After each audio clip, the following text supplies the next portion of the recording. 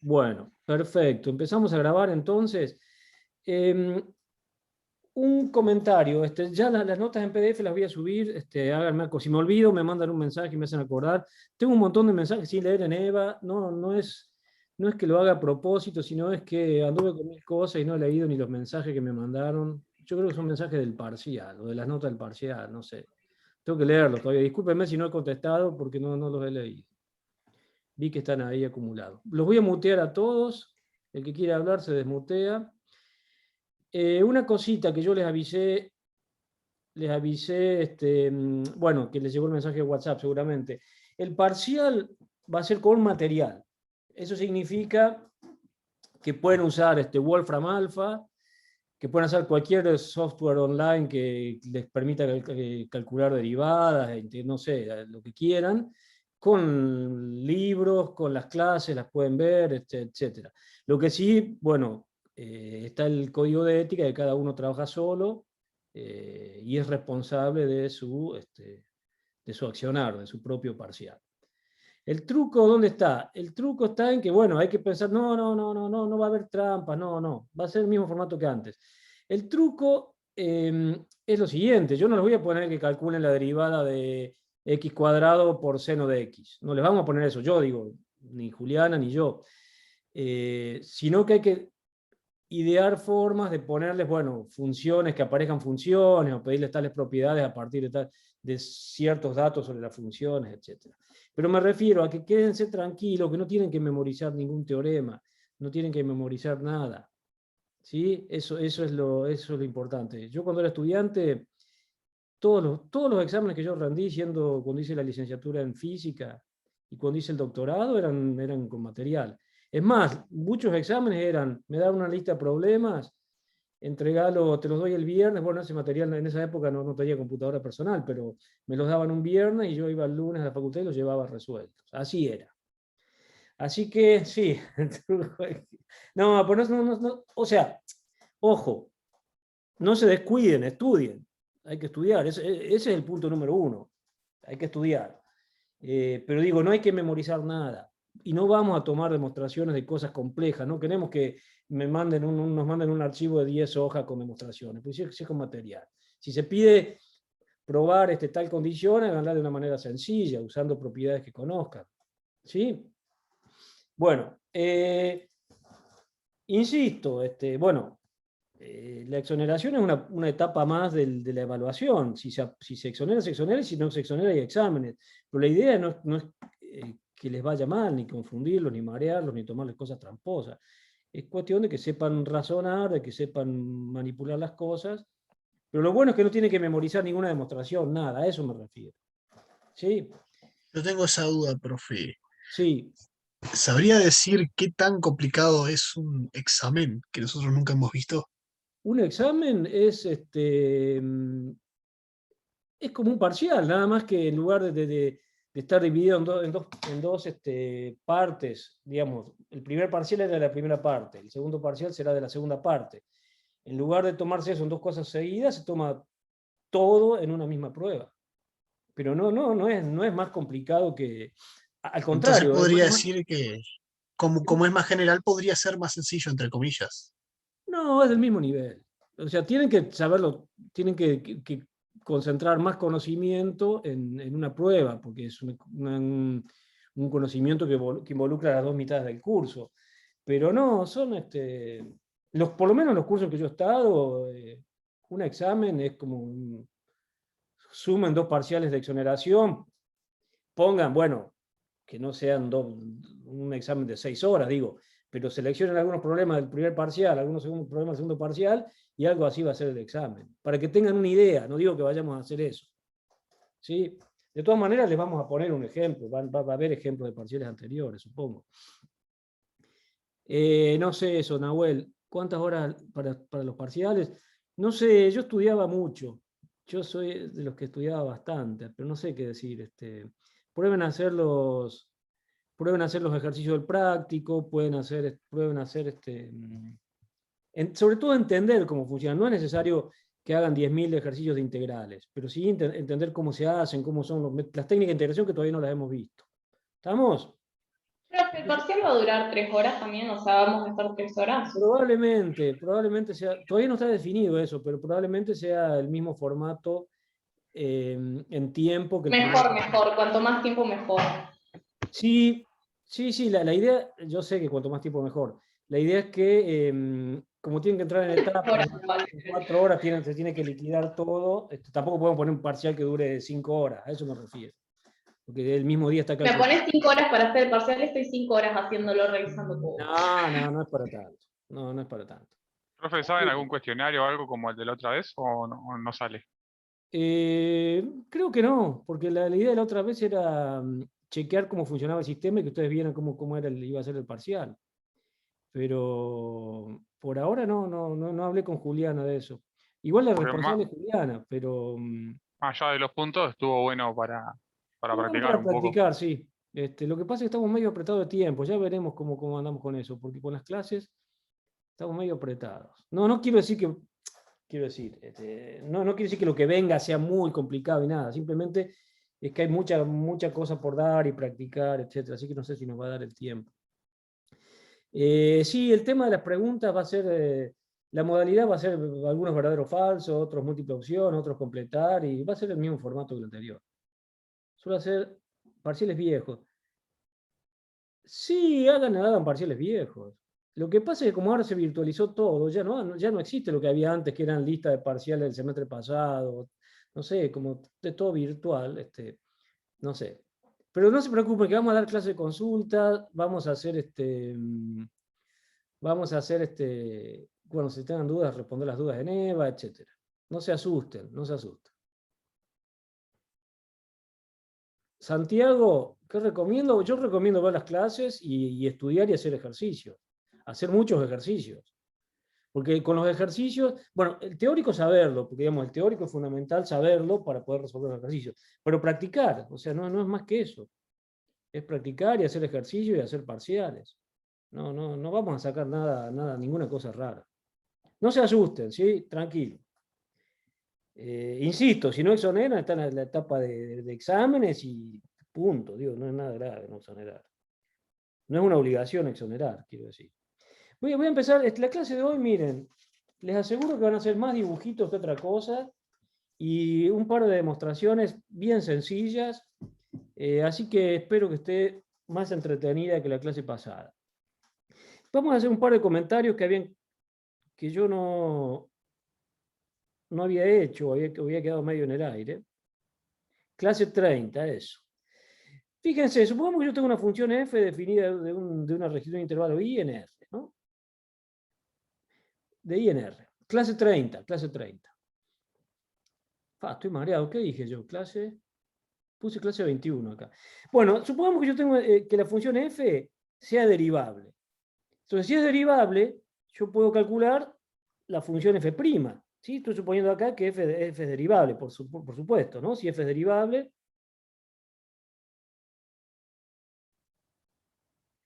Ahora, supongamos que la f' también fuese derivable, como función. O sea, es una nueva función que supongamos que también sea derivable. Entonces puedo calcular la derivada de la derivada. Eso me dará lo que se llama la derivada segunda, que no es otra cosa que la derivada de la derivada. Esto siempre y cuando lo pueda hacer, ¿no? O sea, siempre y cuando si f' es derivable. ¿Sí? Y así puedo seguir. Si f segunda es derivable, puedo calcular lo que se llama la derivada tercera, etcétera. Todas estas cosas se usan, les voy anticipando, que se dibuja así. Bueno, ya cuando uno quiere poner la derivada número 1000, no va a ser 1000 rayitas acá.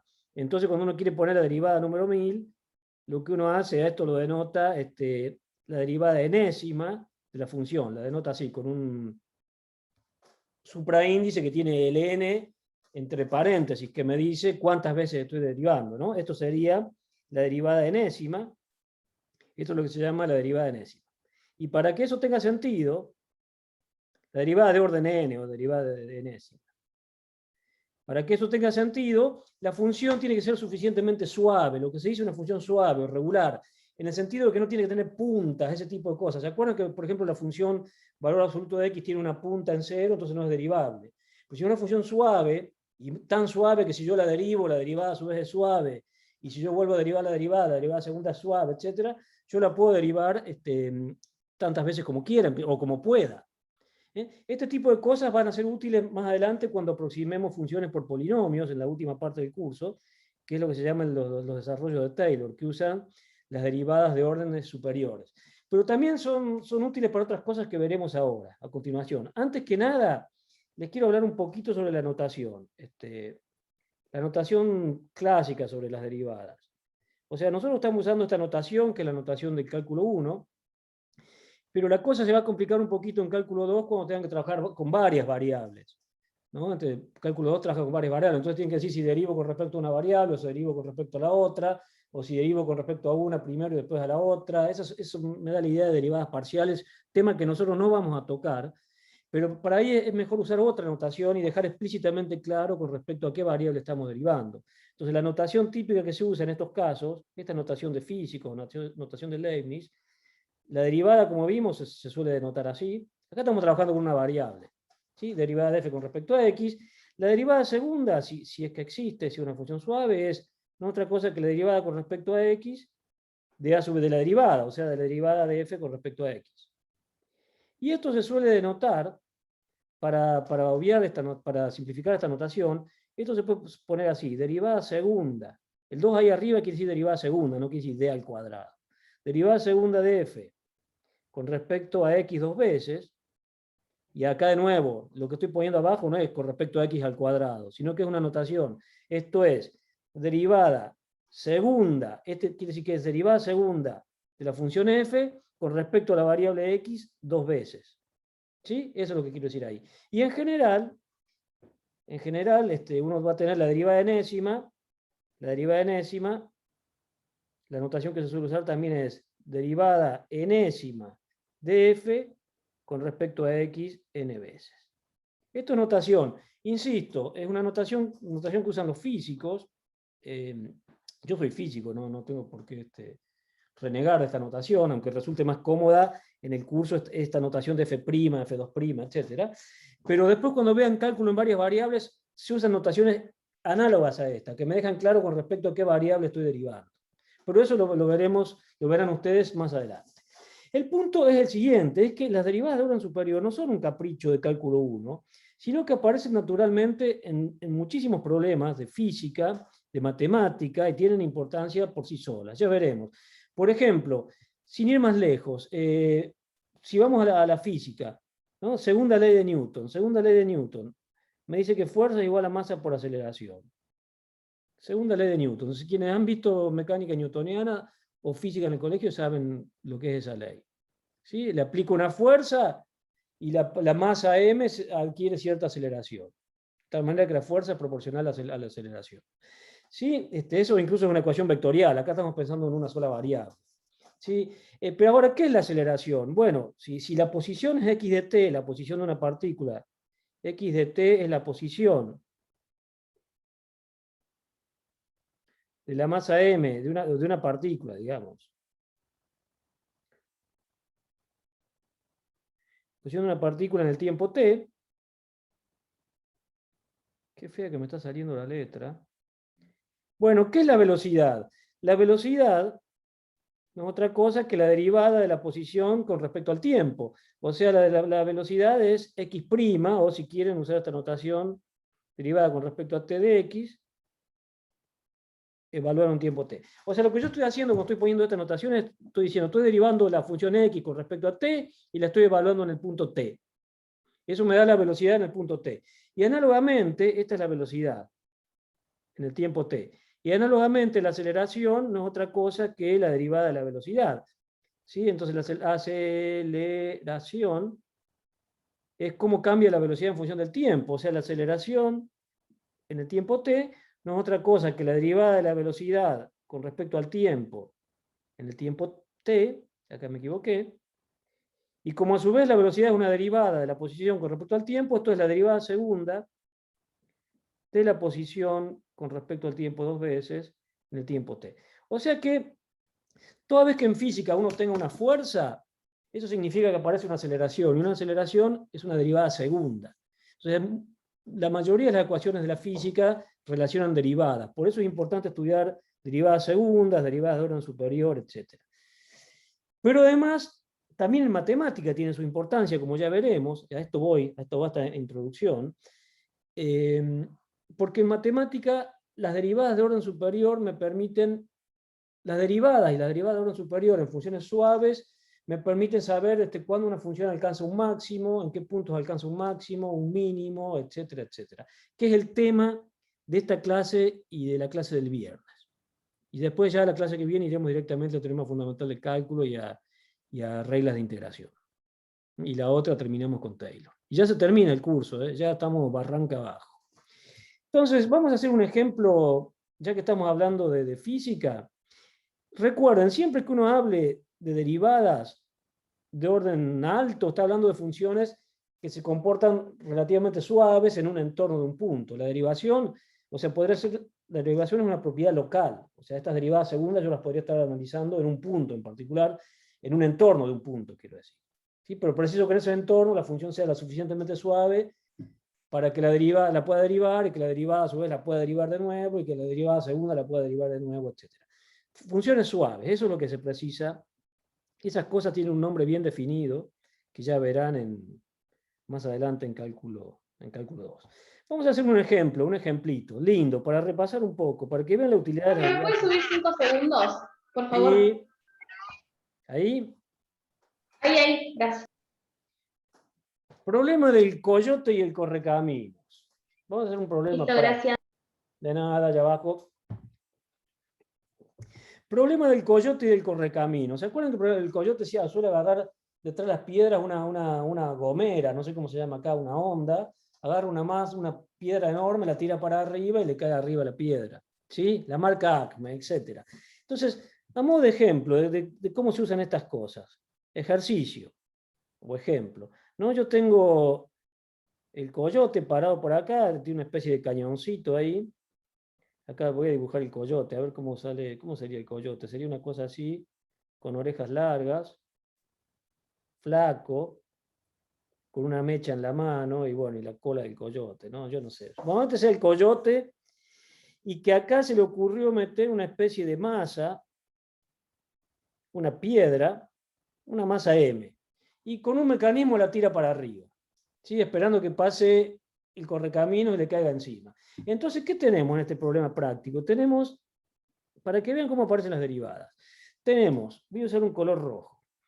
Primero estamos trabajando en una dimensión, o sea, la masa, la piedra va a ir para arriba y va a ver a caer, pero siempre nos consideramos la dirección vertical. O sea, tenemos una piedra que está saliendo acá de una altura h0, altura inicial. La h no es porque altura se escriba con h, pero en inglés sí se escribe con h. Y el 0 es porque quiere decir, hace referencia a cosa inicial, a algo inicial, en física, ¿no? Entonces tenemos una masa ahí que inicialmente sale con una velocidad inicial, v sub 0 para arriba. ¿Y qué va a pasar con esta masa? Va a ir para arriba, va para arriba, va para arriba, y después de repente va a agarrar una altura máxima y va a caer. ¿Sí? Entonces una pregunta natural es, bueno, ¿cuál será la altura máxima que alcanza esa masa? ¿Sí? Yo la tiro para arriba, la piedra sube y cae. Y una pregunta es, bien natural, ¿cuál es esta altura máxima? Para poner un ejemplo de cómo se aplican las derivadas en el problema de calcular máximos, que ya definiremos. Todavía no definimos lo que son máximos, ni mínimos, ni puntos extremos. Quiero poner un ejemplo para que vean de dónde viene. De dónde vienen las relaciones entre derivadas y extremos. ¿Sí? Entonces, ¿qué pasa? La pregunta es, ¿cuánto valdrá a qué altura cuál será la altura máxima? De nuevo, le llamo H max, a esa altura máxima. ¿Sí? El tema es que acá tenemos una fuerza, que es la gravedad, que me da una aceleración para abajo, y una velocidad inicial que está dada por V0, y la masa sale de una altura inicial. O sea, la pregunta es, ¿cuál será la altura máxima que alcanzará esa piedra que el coyote tira para arriba? Entonces, si yo grafico eso como función del tiempo, supongamos que ahora yo voy y veo la trayectoria, hago un dibujito acá. Ay, qué difícil que es escribir sobre la tablet esta. No saben ustedes lo que me cuesta. Supongamos que hago el dibujito acá, y yo les digo, bueno, acá estoy midiendo el tiempo en segundos o en lo que fuera, y acá quiero graficar la posición de la partícula, de la masa, en función del tiempo. ¿Sí? Es h, ahí va, exactamente, Leandro, exactamente, es eso mismo. Por eso quiero ver qué relación hay. Queremos calcular un máximo, una altura máxima, y vamos a ver cómo aparecen las derivadas. Y eso me va a meter una relación entre derivadas bueno, siempre y cuando las funciones sean suaves, y puntos extremos. A eso voy, exactamente a eso voy. Exactamente. Vayamos ahí. Entonces tengo la piedra que sale inicialmente, sale de esta altura h0. Entonces, si yo ahora grafico... Pero que esos serían los... ¿Qué? ¿Eso qué? No escuché, Majo. Si puedo subir. Sí, eran los problemas de optimización. Claro. Ah, había problemas de optimización, no vi esa clase. Bueno, lo estamos haciendo No, antes. ni idea. Sí. Ni idea, pero... ver de dónde salen lo que quiero presentar ahora. Y ya sirve como ejercicio también. Esto podría ir tranquilamente en un parcial. Digo, por decir algo. ¿Estamos? Por favor, no. Supongamos que yo quiero... Acá tenemos la altura. Estoy trasladando las cosas para dibujar en función del tiempo. O sea, si yo ahora veo la posición, si bien la partícula, la masa se mueve en una dirección, que es la dirección vertical, sube y después baja, si yo la veo como función del tiempo, eso será algo que arranca acá abajo y a medida que el tiempo avanza, va subiendo, va subiendo, va subiendo, va subiendo, alcanza su altura máxima y después va bajando, va bajando, va bajando, va bajando, hasta que hay un tiempo en el que cae. ¿Se entiende lo que estoy dibujando? Estoy dibujando la posición en función del tiempo. Entonces eso es una gráfica en 2 dimensiones. Y acá justamente, acá habrá un punto, que es el que yo quisiera calcular, acá habrá un punto, lo vamos a poner en rojo. Llamémosle T, a ver cómo le podemos llamar, T máximo, donde se alcanza la altura máxima, que es esto, donde se alcanza la altura máxima. Entonces yo quiero calcular cuál es la altura máxima y en particular también cuál es el tiempo en el que se alcanza esa altura máxima. Entonces, para ir ganando notación, esto acá, fíjense que el máximo se alcanza acá, ¿no? Esto acá, en un gráfico x de t, es lo que se llama un punto máximo. Esto es para ir ganando notación. Esto es lo que se llama un punto máximo. Máximo local, ya lo iremos definiendo. Esto es lo que se llama un punto máximo, pero es un punto del plano, es un punto de la gráfica de la función. Es un punto máximo. ¿Sí? Esto, el valor de la función en ese punto, es lo que se le llama el valor máximo de la función. Esto es el valor máximo de la función. Esto acá sería el valor máximo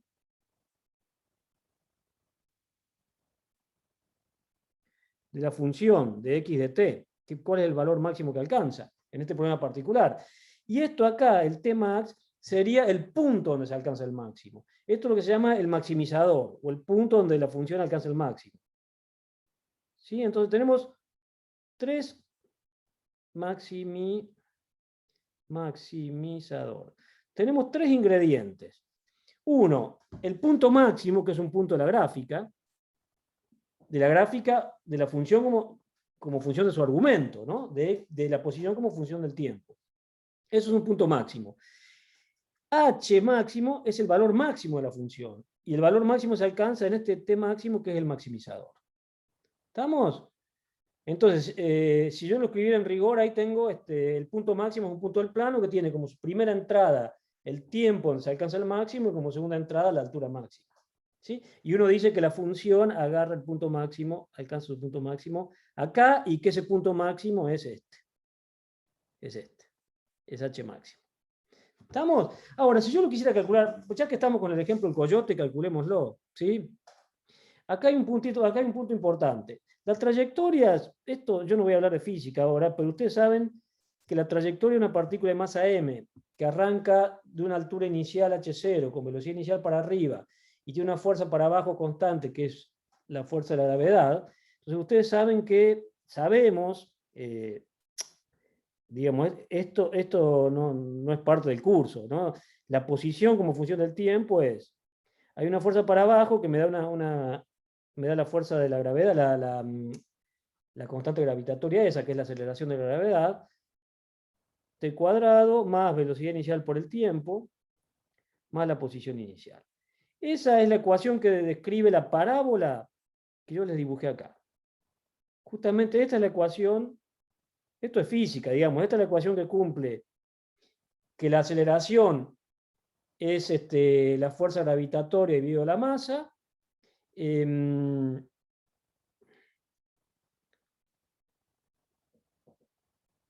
¿Ahí me olvidé de algo o no?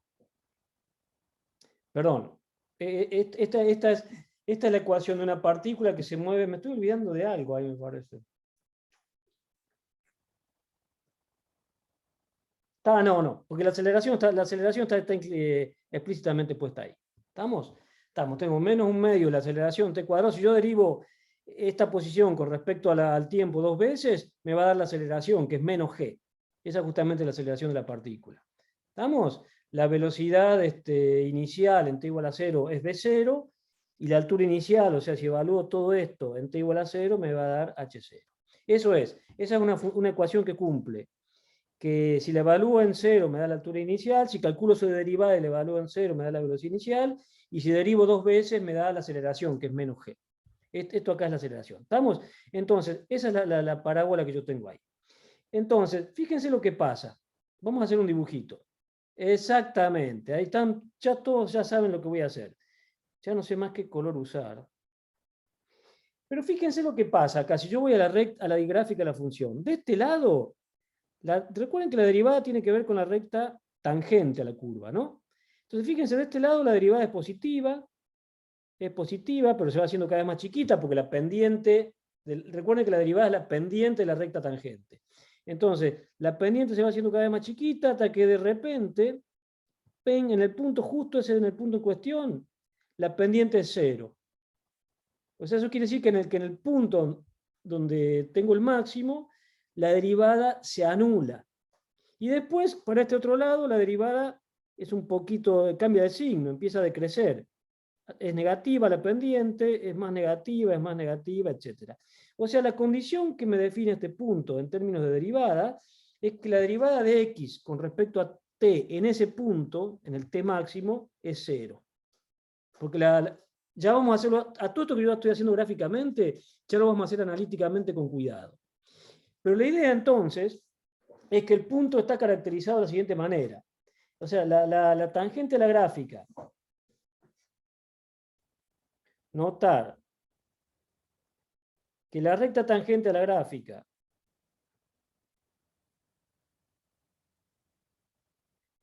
al gráfico, como quieran llamarle.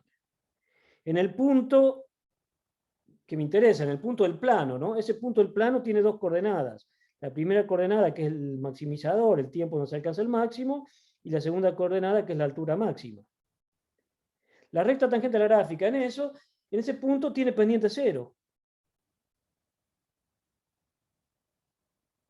Y la pendiente de la recta tangente a una gráfica, si esa gráfica es suave, es justamente la derivada. Ya lo veremos con cuidado. ¿Estamos? Ya lo veremos con cuidado. Pero, entonces, lo que caracteriza este punto es que la derivada ahí de la función x como función del tiempo se anula. ¿Estamos? Entonces, lo que caracteriza a ese punto es lo siguiente. Si yo derivo x con respecto a t y lo evalúo en t máximo, en este punto, la derivada tiene que ser 0. ¿No? O sea, se cumple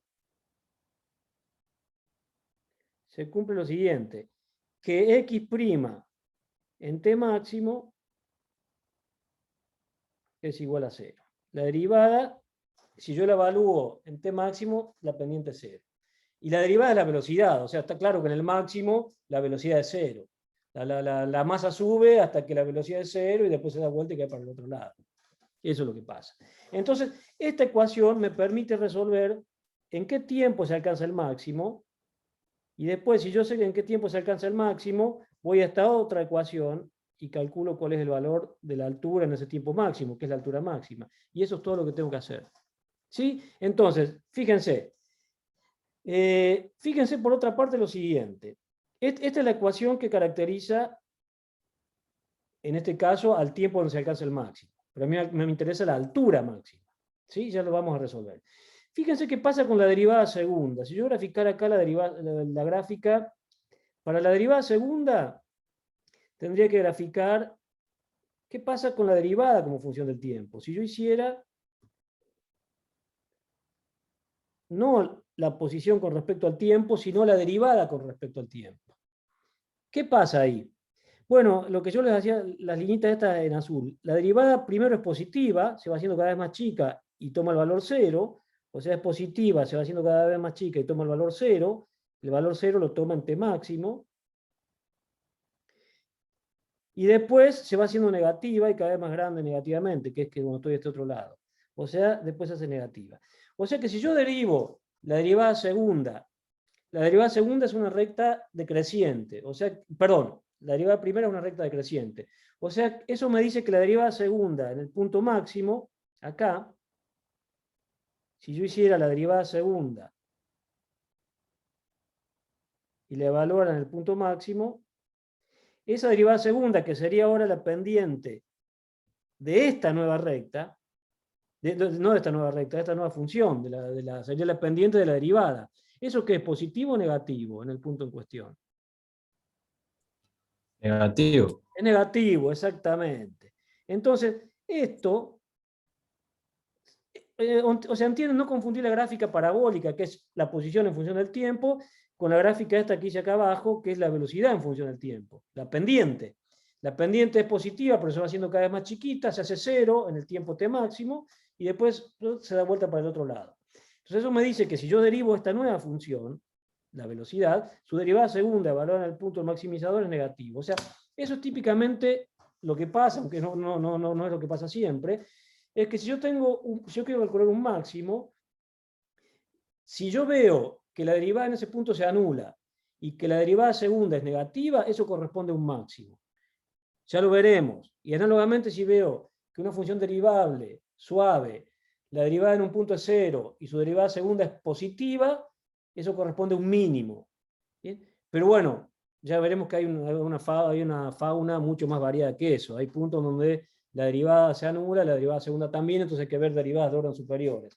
Eso es para convencerlos de por qué es importante en cálculo, si no estudian problemas máximos y mínimos, estudiar en general qué pasa con las derivadas de orden superior. ¿Sí? X' es la velocidad, X segunda es la aceleración. ¿Estamos? Es una introducción, todo esto es introducción. Entonces, lo que yo les digo es, ¿lo de abajo cuál? John Long, ¿cuál de abajo? ¿Dónde? ¿Lo que hice, el dibujito que hice recién? ¿O esto? Ah, está.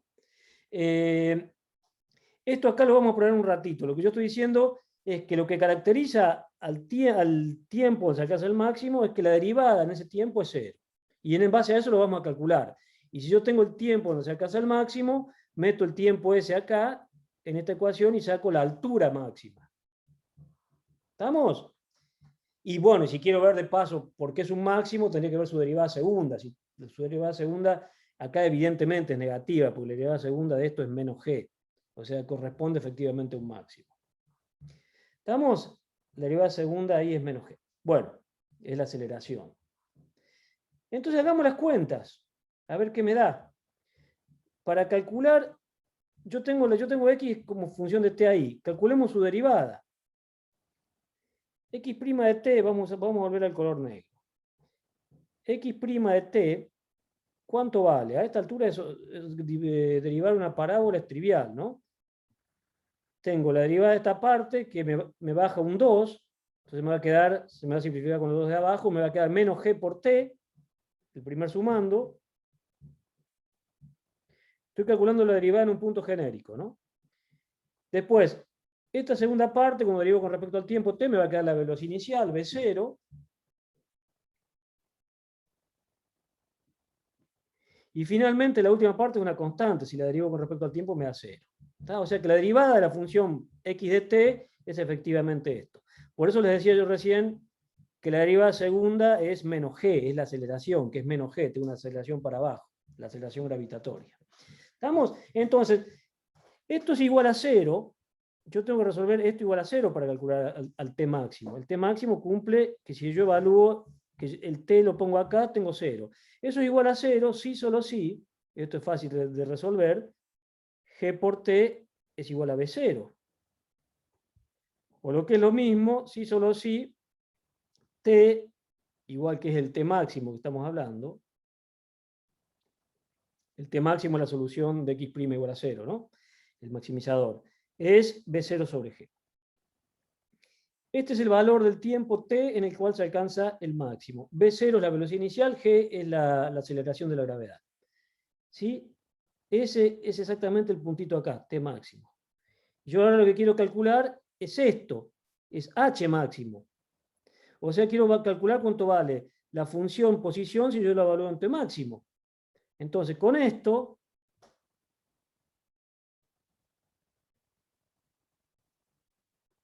la altura máxima, que no es otra cosa que la posición evaluada en t máximo, tengo que reemplazar donde dice tiempo, meter este tiempo acá, ¿no? Eso era menos un medio g t al cuadrado, o sea, b0 sobre g al cuadrado, más velocidad inicial por el tiempo máximo, que es b0 sobre g, más la posición inicial. Las cuentas que hace el coyote. ¿Y qué me queda ahí? ¿Qué me queda ahí? Bueno, ahí fíjense que se simplifica algo, ¿no? ¿Qué es lo que se simplifica? Se simplifica. Acá tengo, algo se simplifica. Tengo acá un g y tengo acá abajo un g cuadrado. O sea, el g este de arriba se va a ir con el g de abajo. Ay, quería borrarlo de rojo nomás. Entonces me va a quedar menos un medio. El g se va a ir con uno de abajo. Me va a quedar menos un medio, b0 al cuadrado sobre g, más lo otro que me da, b0 al cuadrado sobre g, más h0. Fíjense que esto, estoy haciendo esto, b0 cuadrado sobre g, menos un medio de b0 cuadrado sobre g, que es igual a un medio de b0 al cuadrado sobre g, más h0. O sea, que la altura máxima que alcanza la piedra es un medio velocidad inicial al cuadrado sobre g más h0. Y fíjense que todo lo que hemos usado para calcular eso es que la función posición en el tiempo en el que se alcanza el máximo se anula. O sea, es un problema de calcular máximos. El problema de calcular máximos me llevó a calcular derivadas e igualarlas a 0. Eso me permitió calcular el tiempo en el cual se alcanza el máximo. Después yo evalúo la posición en ese tiempo máximo y me da la altura máxima, que es eso que tenemos ahí. ¿Estamos? Y si uno quisiera, si uno no supiera que la gráfica es esta, si uno fuera el coyote que no sabe nada, acá sabemos que es un máximo, pero si yo quisiera saber qué es lo que me garantiza que eso es un máximo, bueno, su derivada segunda es negativa. Si la derivada en este punto, su derivada segunda en este punto, ¿no? En el punto maximizador, si su derivada segunda es negativa y su derivada primera es 0, eso corresponde a un máximo. Bien, lo que pasa es que a veces la derivada segunda también puede ser 0. ¿Está? Pero en este caso hemos resuelto un problema de calcular un máximo de una manera, conociendo, obviamente, tenemos que conocer la función que queremos maximizar. Esta es la función que queremos maximizar. Para calcular dónde se alcanza el máximo, derivamos esa función con respecto al tiempo y lo igualamos a 0. Eso fue lo que hicimos acá. Eso me permitió calcular el argumento de la función donde se alcanza el máximo, el t máximo. Y una vez que tengo el t máximo, voy a la ecuación y eso me va a dar la altura máxima. ¿Está claro? Para eso sirven las derivadas. Y las derivadas primeras me ayudan a calcular máximos y mínimos locales, que no todos son máximos y mínimos locales, puede haber cosas más raras, y en más dimensiones puede haber cosas muy raras. Y además para saber si son máximos o mínimos, las derivadas segundas. ¿Estamos? Entonces, para eso tiene sentido la clase que voy a dar hoy, que ya casi di un montón, di la mitad de la clase, pero lo que viene son unas cuentas y unas definiciones, y no mucho más que eso. Pero, resumiendo, las derivadas son útiles para darme información sobre los extremos locales. Pero hagamos un par de ejemplos más, gráficos. Eso cierra el ejemplo del coyote. Hagamos un par de ejemplos más, para que veamos la variedad de toda esta fauna. Por ejemplo, voy a graficar acá varias funciones. Voy a graficar acá, en primer lugar, la función x al cuadrado. Ni siquiera voy a cambiar el color, porque esto es algo bien sencillo. Esto es la función x cuadrado.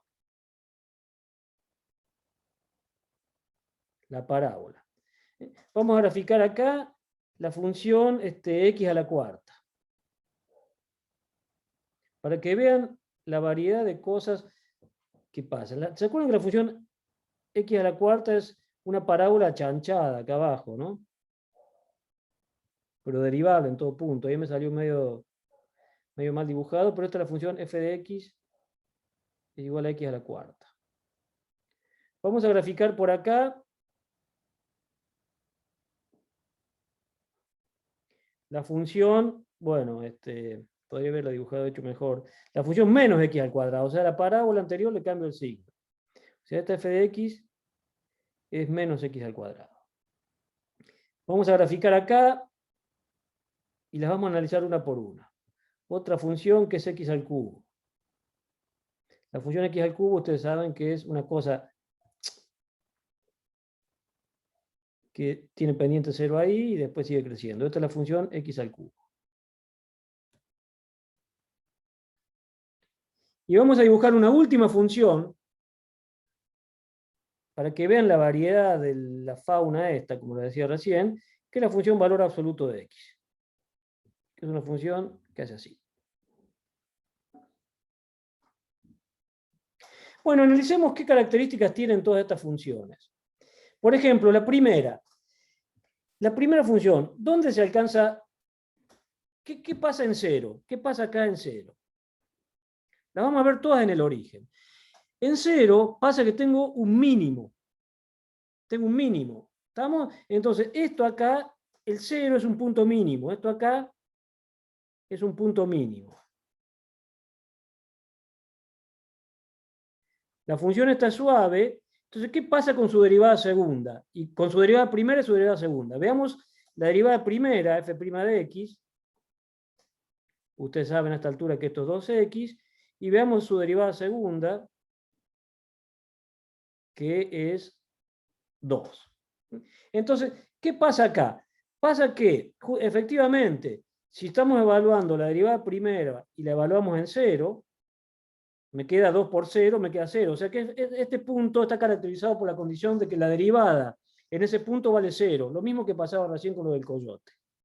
Bien, y su derivada segunda, en 0, la derivada segunda es constante, es 2, es positivo. Eso corresponde típicamente a un mínimo. O sea, cuando uno tiene una función derivable tal que en un punto se anula y su derivada segunda es positiva, ese punto es un mínimo.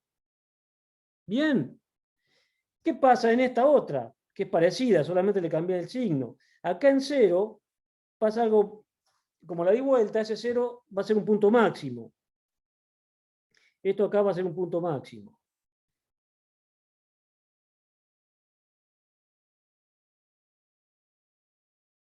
¿Y qué pasa con ese punto máximo? Esta sí se parece a la del parábola del coyote.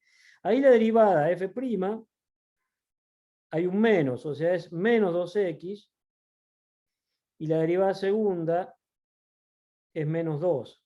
O sea, fíjense que ahí lo que pasa es que la derivada primera, si yo lo evalúo en 0, efectivamente es 0, y la derivada segunda, si yo lo evalúo en 0, efectivamente es negativa, es menos 2. O sea, es menor que 0. O sea que cuando si algo tiene derivada 0 y su derivada segunda es negativa, eso corresponde a un punto máximo. Lo que teníamos recién. Me voy anticipando a cosas que van a venir. ¿Estamos? Entonces, si se cumple esta condición, que la derivada en un punto es 0 y la derivada segunda en ese punto es menor que 0, entonces tenemos un punto máximo. Si se cumple esta otra condición, si la derivada en un punto es 0 y la derivada segunda es mayor que 0, se cumple que tenemos un punto mínimo. Pero hay casos lamentablemente más complicados. Porque fíjense, ¿qué pasa con la x a la cuarta? La x a la cuarta es una función derivable, ¿sí? y tenemos un mínimo acá. Por más que la dibujé fea, yo ahí parece que valía constante, pero no, ahí tenemos un mínimo. Acá tengo un punto mínimo.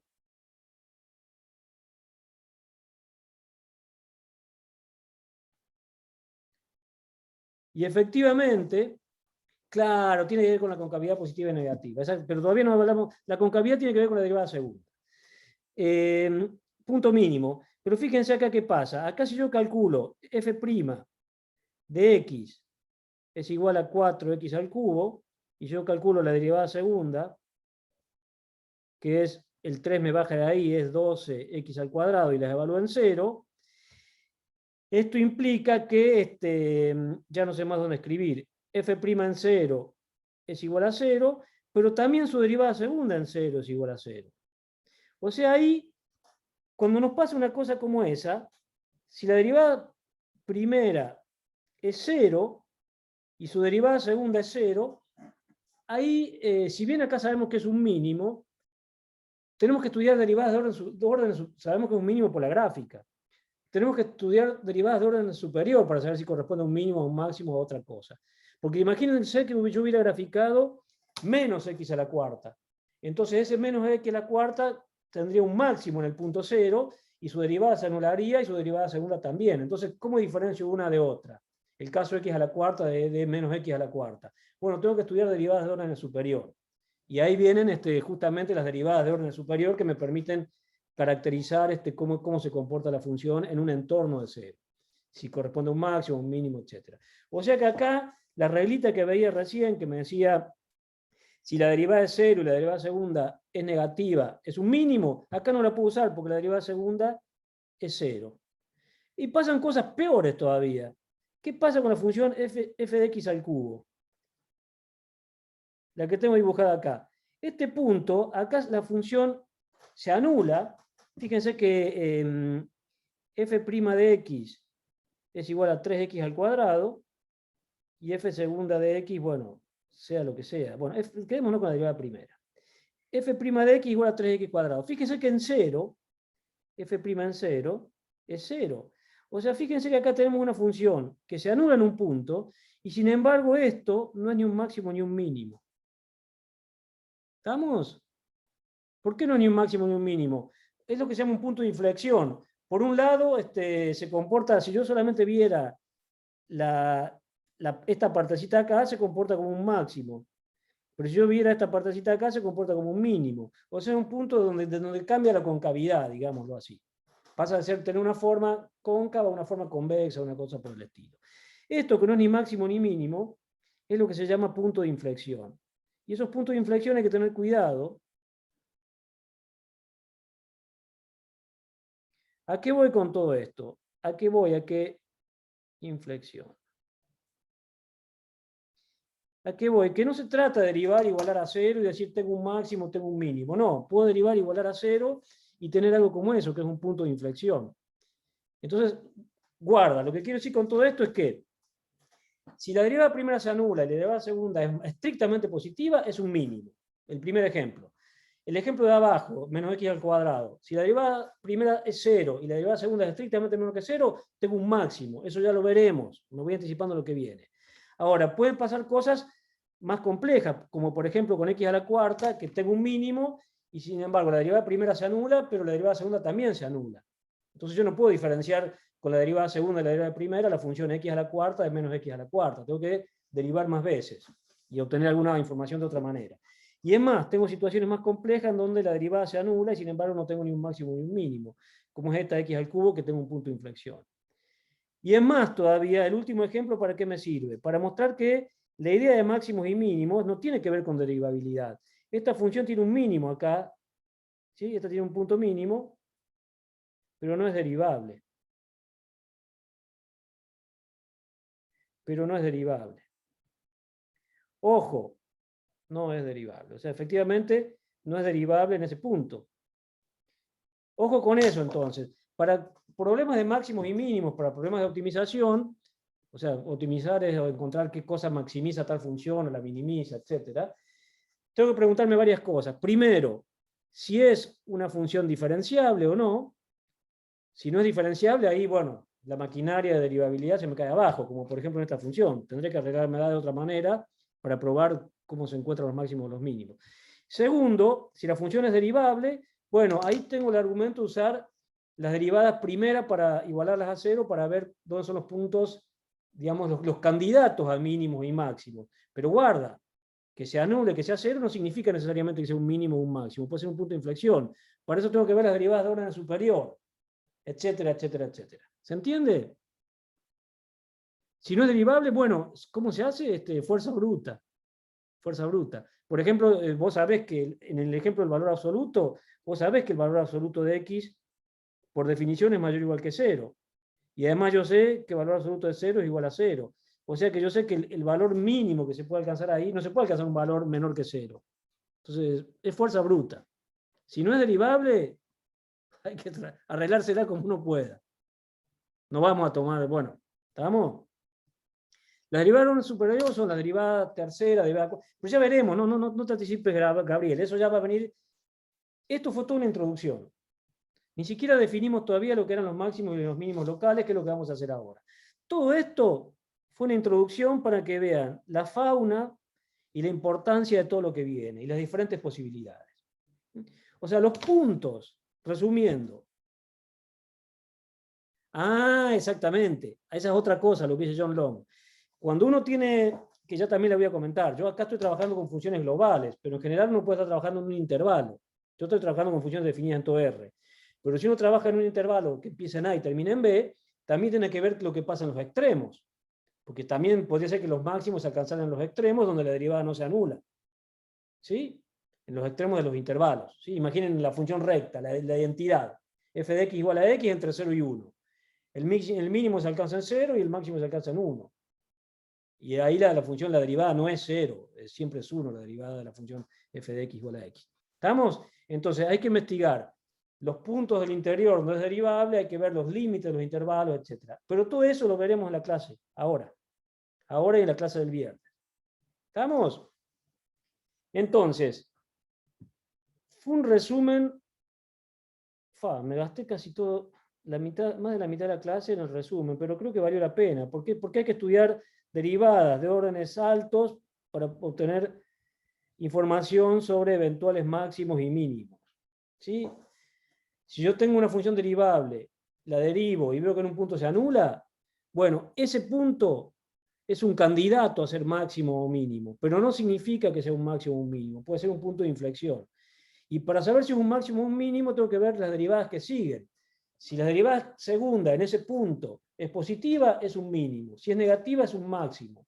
Si se anula, bueno, tengo que seguir derivando y ver qué es lo que pasa. ¿Estamos? Y como dice John Long, también hay que ver qué pasa con los extremos de los intervalos. Y si la función no tengo punto donde no es derivable, bueno, eso lo tengo que ver a mano. Eso lo tengo que ver a mano, no queda otra posibilidad. ¿Sí? Sí, Martín, escucho. Sí. Decime hasta dónde. Esta es la hora del lag. No. Es raro que no haya tenido problemas todavía con internet. Ahora un poco más. Ahí. Ah, bien, entiendo. La hora del lag, de cuando se clava la computadora, se clava en la conexión. Del lagazo. Vamos. Bueno, entonces, vamos a definir entonces, más aún, digo, podría tener, esto es clásico, le estoy mostrando toda la fauna que aparece. Podría tener algo que hiciera como esto, como un valor absoluto, que tuviera una punta, pero después, incluso después fuera derivable. O sea que tendría que ver las partes donde es derivable y la derivada se anula por un lado. Estos puntos por un lado. Y después los puntos donde la derivada no existe, analizarlos aparte. Y por otra parte, analizar los puntos de borde. Tengo un montón de puntos para analizar, en general. ¿Sí? Entonces, vamos a lo que se llaman los extremos relativos.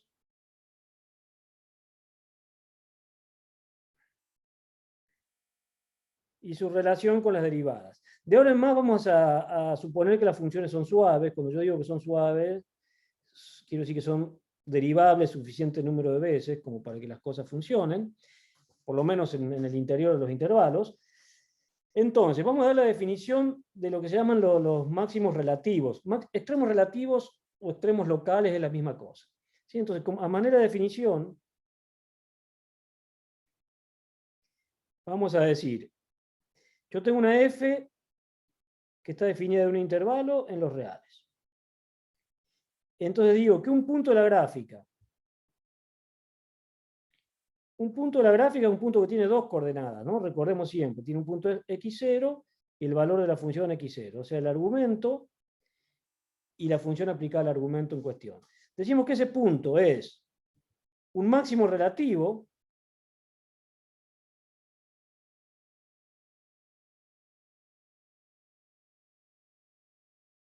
es máximo relativo, es lo mismo que decir máximo local. Sí, existe un entornito donde es un máximo. O sea, es un máximo relativo, máximo local de f. Sí, lo escribo y después lo vemos. Si existe un delta mayor que 0, que me define un entorno, tal que para todo x en un entorno centrado en x0 y de radio delta, obviamente, intersección y, tengo que estar en el dominio de definición de f, se cumple que f de x es menor o igual que f de x0. O sea, yo tengo que a ver, vamos a leerlo. Yo tengo que un punto de la gráfica, caracterizado por el argumento y la función donde lo estoy evaluando, es un máximo relativo si existe un entornito, si pasa algo como esto, vamos a hacer el dibujo y lo aclaramos, si pasa algo como esto, si pasa que la función en un entornito de x0 se comporta así.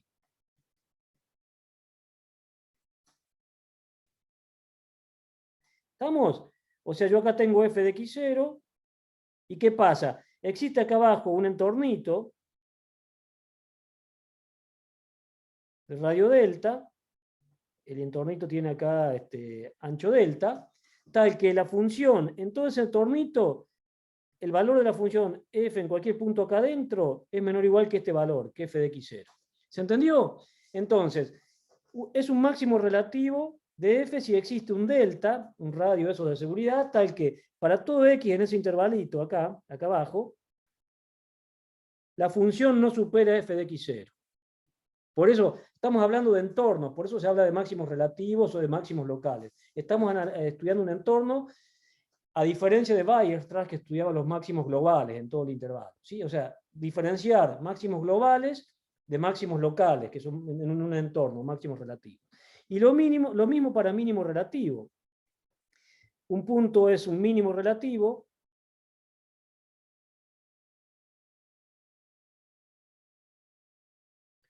o mínimo local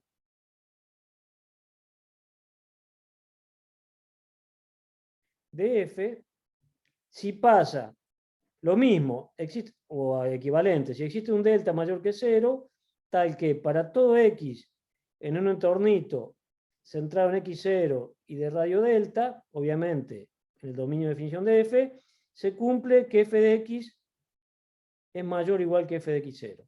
O sea, en ese entornito no puedo estar por debajo de f de x0.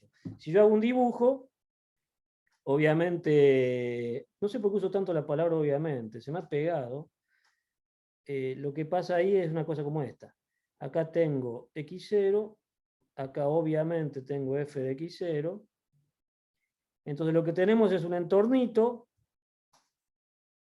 alrededor de x0 de ancho delta, tal que en todo ese entorno el valor de la función no cae por debajo, el valor de la función f de x es mayor o igual que f de x0, o sea, no cae por debajo de ese valor mínimo. Esto es lo que se llama un mínimo y esto es lo que se llama un máximo relativo. ¿Estamos?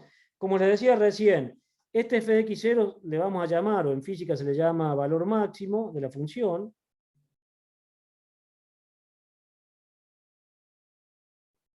Y a este punto el argumento se le llama maximizador.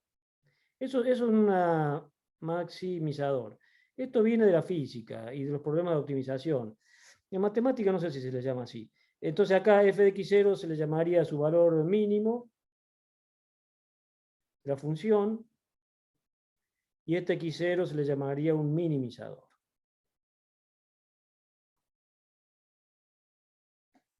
El punto donde se minimizador. El punto donde se alcanza el mínimo. Y el Vamos, delta vamos. ¿qué sería el delta? El delta como es el como error. el radio de control de continuidad. ¿Se acuerdan ustedes? Yo encuentro un entornito. Delta me caracteriza el entorno. El entorno tiene que estar centrado en x0 y tener radio delta. En todo ese entorno, f de x no puede superar, digo, no puede caer por debajo de f de x0 si es un mínimo, si f de x0 es un mínimo, y no puede caer por arriba de f de x0 si f de x0 es un máximo. Estamos trabajando en un entornito. El entornito ese me lo define el delta. El delta me da el ancho del entorno. ¿Se acuerdan cuando definíamos entornos hace tiempo atrás? El entorno centrado en x0 y de radio delta son todos los puntos que caen a distancia menor o igual que delta, o menor estricto que delta, de x0. ¿Está? Entonces, y uno habla de extremos relativos, para terminar con las definiciones, uno habla de extremos relativos, si es un mínimo relativo o un máximo relativo. Entonces uno habla de extremo relativo,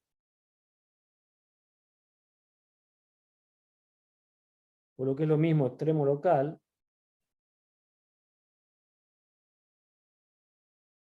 de f, si es un máximo relativo o mínimo relativo.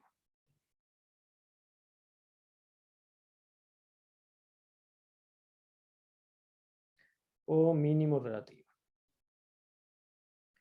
Es decir, cuando hablemos de extremos, de puntos extremos, pueden ser máximos o pueden ser mínimos, relativos.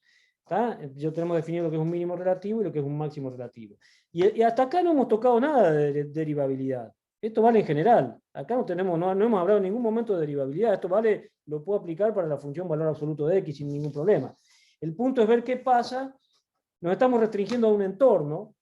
Y lo que pasa es cómo caracterizar esos puntos cuando f es derivable, cuando uno tiene funciones suaves. Cuando uno habla les repito, cuando uno habla de cosas locales, es para diferenciar de cosas globales, que involucrarían la función definida en los valores de la función en todo el intervalo. Por ejemplo, fíjense, hagamos un dibujito. Supongamos que yo tengo un intervalo como esto. Y tengo una función que me hace una cosa así. ¿Sí?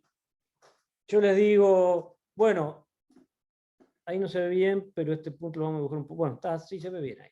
Bueno, yo les digo ahí, bueno, ¿cuáles son los máximos relativos ahí? Y los mínimos relativos. Bueno, dibujémoslo. Este punto son puntos de la gráfica, ¿no? Este punto y este punto son máximos relativos. Porque en un entornito de esos puntos la función disminuye. Son máximos relativos, ¿no? En un entornito de este la función disminuye, en un entornito suficientemente chico de esto la función disminuye, en un entornito suficientemente chico de esto la función disminuye. ¿Hay algún otro máximo relativo? El B, Pregunta ¿no? B, exactamente. Acá también tenemos un máximo relativo. Porque si yo me muevo en un entornito, aunque ese entornito va a estar solamente del lado izquierdo de B, la función disminuye. O sea, todos estos puntos que dibujé en negro son máximos relativos. Y ahora voy a dibujar en amarillo los mínimos relativos. Esto es un mínimo relativo, esto es un mínimo relativo, esto es un mínimo relativo. Y hay otro mínimo relativo que está en este extremo, que es en el extremo A. Porque si yo me muevo un poquito de ahí, la función crece. O sea, fíjense, ahí tenemos, los de amarillo son los mínimos relativos y los de negro son los máximos relativos. Ahora, si yo le dijera, Weierstrass me dice, bueno, existe un máximo absoluto.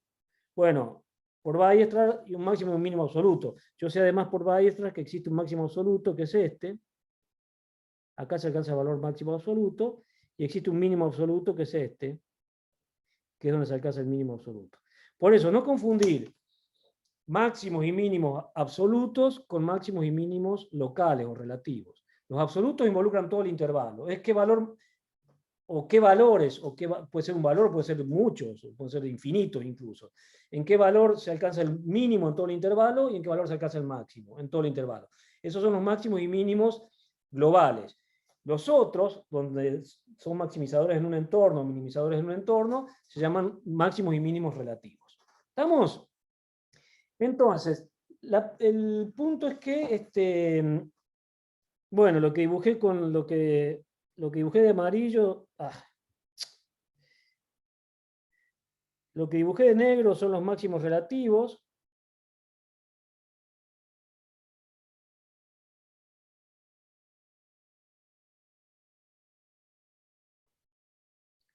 Y lo que dibujé de amarillo son los mínimos relativos. Son los mínimos relativos. Y todos ellos son extremos relativos. ¿Estamos? Ahora puede pasar infinidad de cosas, ¿no? Hay una fauna enorme. Yo dibujé una función sencilla ahí. Pero podría ser que la función, por ejemplo, si hay un tramo donde es constante allá arriba, tengo una cantidad infinita de máximos relativos. Por ejemplo, si la función acá arriba, en donde tengo el máximo absoluto, tuviese un tramo constante. ¿Estamos? Guarda con eso. Entonces, vamos a decir, también para anotación, decimos que, y vamos a las propiedades, por lo menos vamos a probar una de las propiedades. Decimos, los máximos y mínimos relativos son los puntos de la gráfica. Ahora decimos que f tiene o alcanza un mínimo, un máximo, un mínimo, o en general un extremo relativo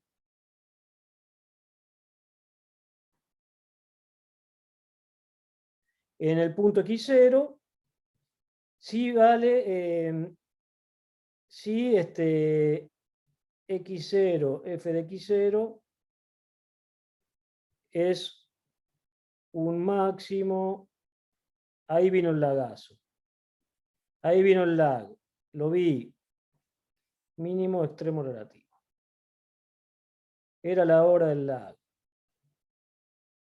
Entonces, esto es notación simplemente. Decimos que la función f tiene un máximo, un mínimo, un extremo relativo en x0, si justamente el punto que es un punto del gráfico, es un máximo, mínimo, extremo relativo. Entonces decimos que f alcanza el máximo en x0. Eso está bien decirlo. Y el valor máximo es f de x0. ¿Estamos? Estamos. A lo de extremo relativo. Sí, Gabriela, decime hasta dónde. ¿Hasta ahí? Hoy se demoró el lag. Sí, vino con atraso. Entonces, lo que es importante ahora es caracterizar los máximos y los mínimos relativos en términos de las derivadas. Ahora, cuando la función es derivable, recuerden que la derivada es una noción local. O sea, puede ser que la función no sea derivable en todos los puntos, pero sí me interesa trabajar en un entorno de x0, donde x0 es un entorno, un extremo relativo. ¿Estamos? Entonces, no necesariamente. Cuando la derivada es 0, no necesariamente es un extremo relativo. El ejemplo estaba acá, en el x al cubo. Esta función, la derivada se anula acá, se anula en el puntito. Estoy dibujando esta función. Esta función x al cubo se anula en este punto, la derivada, sin embargo no es un extremo relativo. Hay que tener cuidado con eso. Cuando la derivada es 0, tenemos algo que es candidato a extremo relativo. Pero no quiere decir que tengamos un extremo relativo, hay que ver las cosas con más detalle. Bueno, entonces, proposición. Vamos a la proposición ahora, que tiene que ver con lo que comentaron recién. Es bien sencilla de probar. Tenemos una función f definida de I en R. Observemos que no estamos diciendo que f sea derivable todavía, porque como la derivada es una cuestión local, si tiene un extremo relativo en x0, lo que me interesa es que sea derivable en x0, porque me interesa analizarla localmente, ¿no? Para que sea un extremo relativo. Entonces, lo que dice es que si f tiene un extremo relativo, si f tiene un extremo relativo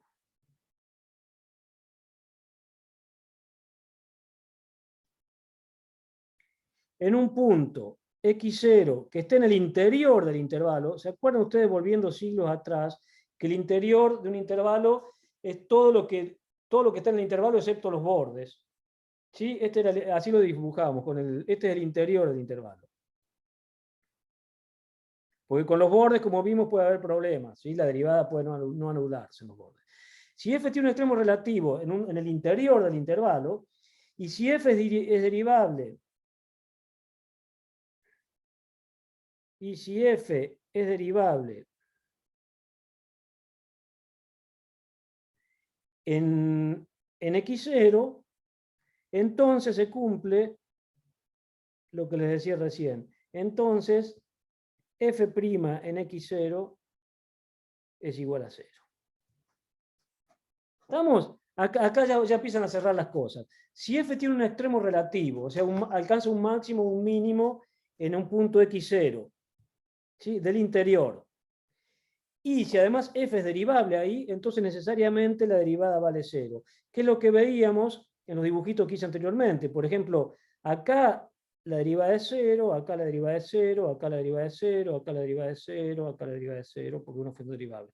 Pero en los bordes tengo extremos relativos y sin embargo la derivada no es 0. Y está definida la derivada, solamente que en un lado es derivada por derecha y en el otro es derivada por izquierda. ¿Estamos? Entonces, siempre que esté en el interior y en el intervalo, y si tengo un extremo relativo, entonces, y si es derivable en ese punto, ¿no? Me importa lo que pasa localmente, o sea, alrededor del punto que estoy considerando, entonces necesariamente la derivada es 0. Eso es lo que me está diciendo este resultado. Con los extremos, notar, antes de mostrarlo. 1. En los extremos no necesariamente es cierto.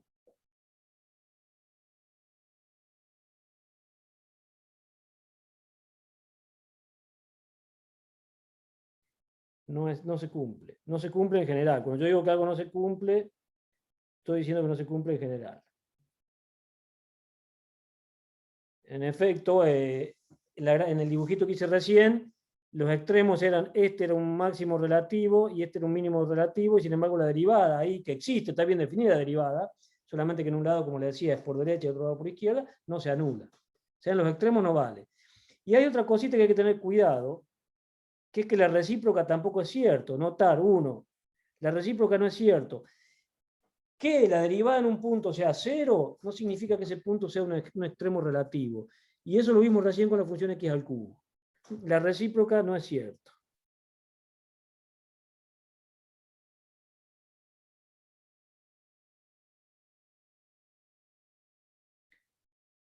O no se cumple, mejor, no se cumple.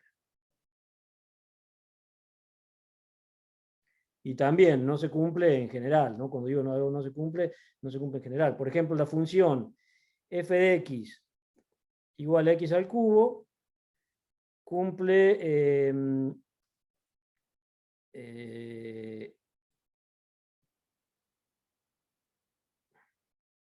satisface, vamos a poner para poner cumple de nuevo, satisface que f' en 0 es 0 y sin embargo 0 no es un punto extremal. No es no es un punto extremal. Llamémoslo así, ¿se entiende? Pero, profe, ¿Eh? pero la premisa no decía que tenía que tener un extremo relativo en ese punto. No, por eso, porque No, estoy diciendo la recíproca. Estoy diciendo que si f es derivable en x0, entonces y su derivada es 0, no necesariamente es un extremo relativo. Estoy diciendo que la recíproca no es cierta. Que no es lo mismo que decir que la afirmación sí es cierta, la vamos a probar. Lo que no es cierto es la recíproca. Si yo tengo una función que se anula en un punto, no puedo concluir que ese punto es un extremo relativo. Sin embargo, x0 igual a 0, no, ¿cómo lo podría escribir? Bueno, no es y acá no se alcanza un extremo relativo, no se tiene un extremo relativo. Bueno, entre comillas escribo esto para que no mueran gatitos. Para que Miquel no mate gatitos. No se tiene un extremo relativo. Lo que quiero decir es que la función esta se anula en 0, la derivada, pero sin embargo en x igual a 0, x0 igual a 0, un punto de inflexión, no es un extremo, no es ni un máximo ni un mínimo. ¿Se entendió? ¿Quién me preguntó recién? O sea, lo que estoy diciendo es que esta afirmación de que si tiene un extremo relativo en x0 y si es derivable en x0, entonces la derivada es 0, en los intervalos, en los bordes de los intervalos no es cierta en general. Pero además estoy diciendo que la recíproca no es cierta. O sea, que sea derivable en x0 y su derivada sea 0, no significa que tenga un extremo relativo en x0. ¿Estamos? Guarda con eso. Guarda con cómo se ven las cosas. Por eso simplemente me da un criterio para buscar los candidatos a extremos relativos. Derivo igual a 0 y yo sé que esos puntos son candidatos a extremos relativos. Porque si tiene un extremo relativo ahí, sé que la derivada se anula. Con el signo de derivada no puedes hallar los máximos. No. Con los signos de derivada no. No puede, o sea, sí, perdón. Estudiando con cuidado, pero estudiar los signos de la derivada en un entorno es lo mismo que estudiar cómo se comporta la derivada segunda. Pavlovsky. Es eso. De hecho, es exactamente lo mismo. Eso ya lo veremos.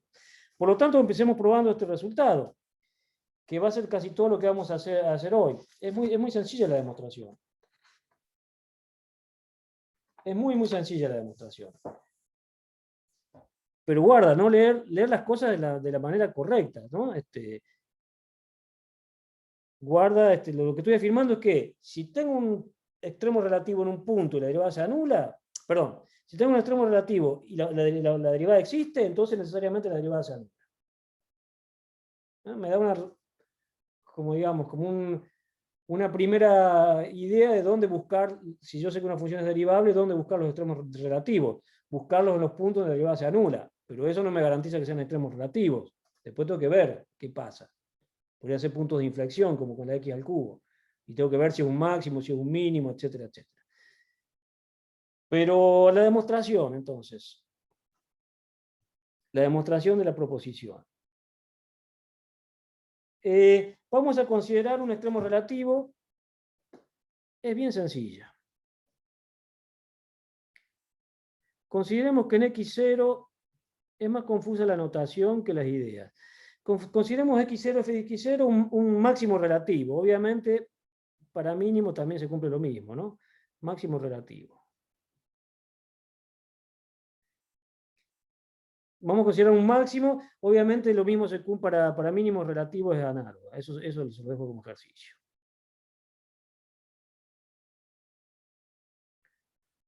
No saben lo cansador que es escribir con la mano levantada sin apoyarla en la pantalla, porque tengo miedo de tocar algo y que borre o que me haga algún... Por eso la letra me sale tan fea también.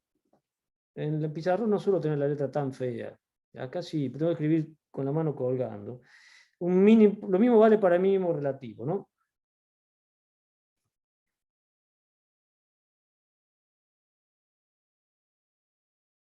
Para mínimo relativo a nada. Consideremos un punto que sea un máximo relativo y veamos cómo sale que la derivada ahí necesariamente, si es derivable, tiene que ser 0.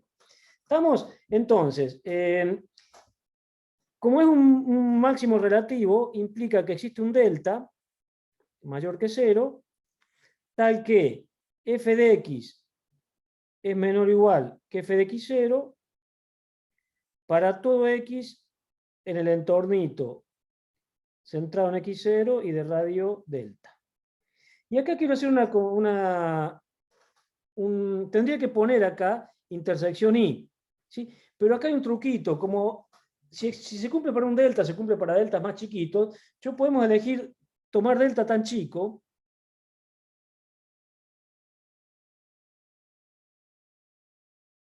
delta chico, tan chico como querramos, ¿no? Tan chico como querramos, para que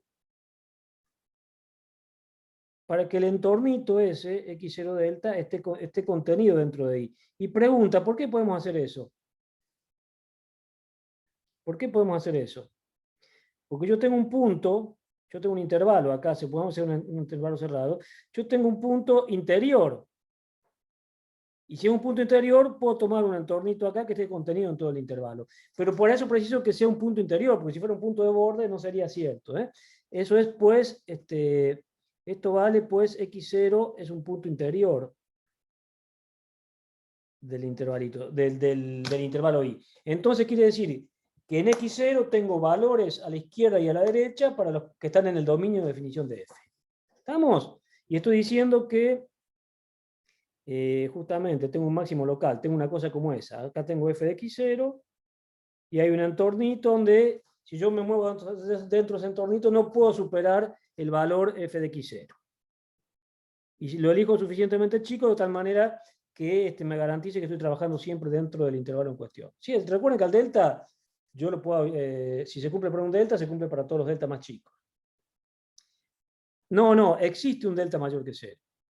Que lo elijo suficientemente chico. Eso es, tengo que encontrar un delta tal que se cumple esta condición. Para todos los x en ese entornito no puedo superar f de x0. Existe uno, punto. Bien, ahora ¿qué pasa? Veamos, separemos en dos partecitas. Entonces lo que estamos diciendo es lo siguiente. Esto es, lo que estamos diciendo es que para todo x, encontré un delta tal que para todo x en el intervalito este, x0 menos delta, x0 más delta, los entornos incluían los extremos, yo me había olvidado de eso. Eso está contenido en I, se cumple que f de x menor o igual que f de x0. ¿Sí? Eso es lo que estamos diciendo. Encontré, como es un máximo relativo, yo encontré un delta tal que para todo x dentro de los intervalitos me muevo delta hacia la derecha y delta hacia la izquierda, y si delta es suficientemente chico, todo eso está contenido dentro del intervalo i, porque x0 está en el interior de i. Entonces, para todos esos x, se cumple que f de x es menor o igual que f de x0. Podría ser igual, pero no lo puede pasar, porque f de x0 es un máximo local. ¿Estamos? Entonces, bueno, ahora veamos qué pasa con las derivadas, con los límites por derecha y por izquierda. Bien, entonces, sabemos que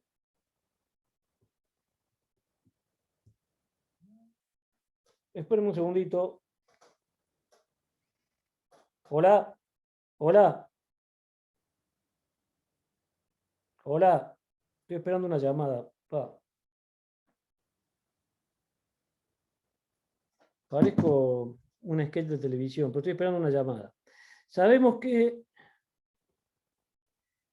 la función es derivable en f de x0. O sea, sabemos que f' en x0... Espérenme un segundito, por favor, porque es importante esto.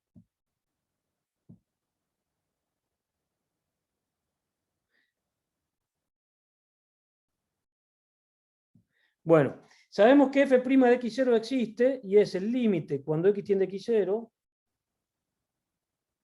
del cociente incremental, ¿no? Porque estamos suponiendo que existe la derivada. ¿Estamos? Recuerden que las hipótesis me dicen si f tiene un extremo relativo en x0, que estamos considerando un máximo relativo, y si f es derivable en x0, entonces su derivada es igual a 0. Estamos suponiendo que la derivada existe. Queremos ver que es igual a 0. Sabemos que la derivada existe, y si la derivada existe, existen los límites por derecha y por izquierda. ¿Estamos? Entonces, existen los límites por derecha y por izquierda y coinciden.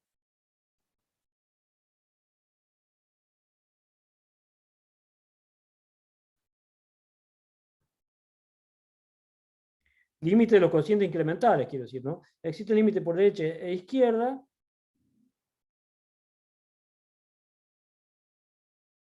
Y coinciden.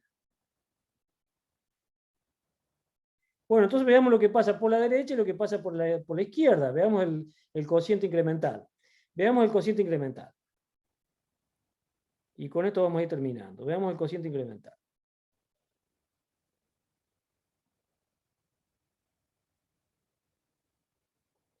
Bueno, vamos a dividir en dos partes. Caso 1 a la izquierda de x0, caso 2 a la derecha de x0, y de ahí vamos a concluir qué es lo que pasa. ¿Estamos? Sí, bueno. Caso 1. ¿Qué pasa si estoy a la izquierda de x0? Recuerden que el cociente incremental no está definido exactamente para x0. Entonces al x0 lo excluyo. En efecto, el cociente incremental, si yo evalúo en x0, me da 0 sobre 0. No está definido. No me importa, lo excluyo. ¿Qué pasa cuando x está en ese intervalito? ¿Qué pasa? Veamos, el cociente incremental es f de x menos f de x0 sobre x menos x0. Y ahora tengo que ver el signo de esto. ¿Qué pasa? Y acá les pido que me ayuden ustedes. ¿Qué pasa con el signo de lo que está abajo? X menos x0. Estoy a la izquierda de x0. Tengo acá x0. Tengo acá x0 menos delta. Y tengo un punto x que está entre x0 menos delta y x0, sin llegar a valer x0. O sea, obviamente, x es más chico que x0, entonces x menos x0 es menor que 0. ¿Y qué pasa con el numerador? El cociente incremental está bien definido, porque el denominador nunca se me anula. No permito que x valga x0. ¿Y qué pasa con el numerador? Como f de x es menor o igual que f de x0, ¿no? Pues estamos suponiendo que tengo un máximo, que f de x0 es un máximo. Entonces, f de x menos f de x0 es menor o igual que 0. Entonces, numerador menor o igual que 0, dividido denominador menor que 0, ¿qué me da? Me da un cociente que es mayor o igual que 0. Entonces, todo el cociente incremental, si yo me muevo en el sector a la izquierda de x0, siempre es mayor o igual que 0. Entonces eso me dice que el límite por izquierda, el límite cuando me acerco por izquierda a x0, por valores más chicos que x0, de f de x menos f de x0 sobre x menos x0, como el cociente incremental siempre es mayor o igual que 0, su límite va a ser mayor o igual que 0. ¿Pero qué es su límite? Justamente el límite es la derivada, porque la derivada existe y coincide con el valor del límite por izquierda o límite por derecha del cociente incremental. Entonces, si me acerco por la izquierda, tengo la derivada y además sé que es mayor o igual que 0. ¿Sí? Por esto, porque sé que si me acerco por izquierda, el cociente incremental siempre es mayor o igual que 0. Por lo tanto, su límite va a ser mayor o igual que 0. Pero su límite además es la derivada, porque es derivable en x0 y por lo tanto límite por derecha y límite por izquierda coinciden. Caso 2, esto por un lado, formulita que le vamos a llamar 1. Caso 2.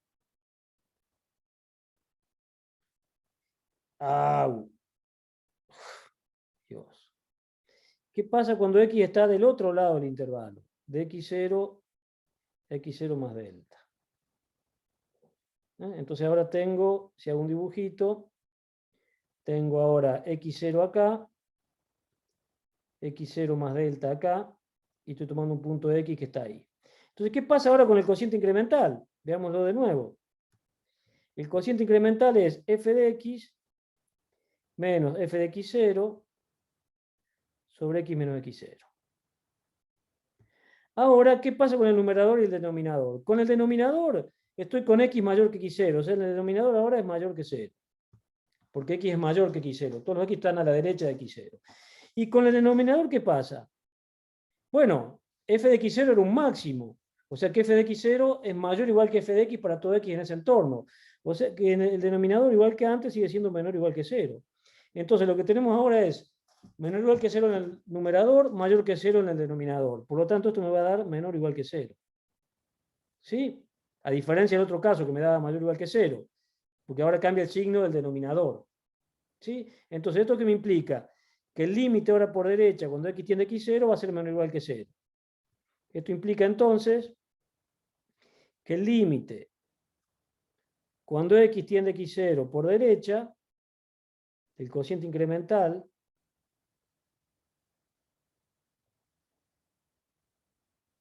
que sabemos que ese límite existe y es igual a la derivada f' en x0, eso es menor o igual que 0. Si me acerco por la derecha, tengo siempre menor o igual que 0. Si me acerco por la izquierda, tengo siempre mayor o igual que 0. Entonces tengo la segunda formulita, que le voy a llamar acá 2. Entonces, 1 me dice que f' de x0 es mayor o igual que 0.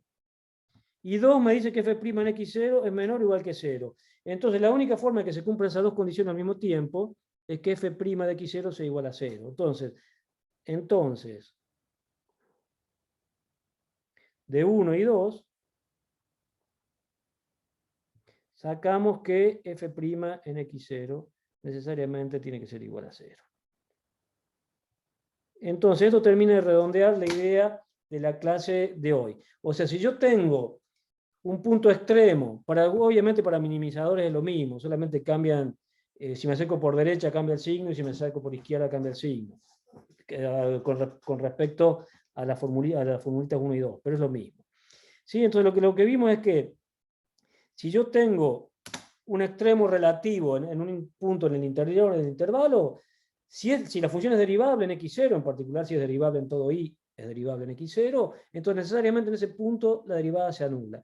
Y esto me da me da el indicio para dónde ir a buscar los extremos relativos, si la función es derivable, en los puntos donde la derivada se anula. Y si no es derivable, o en los bordes, ver los bordes qué pasa y ver en los puntos donde no es derivable qué pasa. Pero tengo que analizar todo eso por separado para encontrar extremos relativos. ¿Estamos? Entonces, la clase que viene, vamos a ver cómo se puede caracterizar, la clase que viene o la otra, ya estamos casi en el final del curso, pero cómo se pueden caracterizar justamente que algo que se anule sea efectivamente un máximo o un mínimo, o que sea un punto de inflexión. Para eso tenemos que ver las derivadas de orden superior. Bien, bajamos al final. ¿Se entendió la clase de hoy? Con los ejemplitos que hicimos, hasta ahí.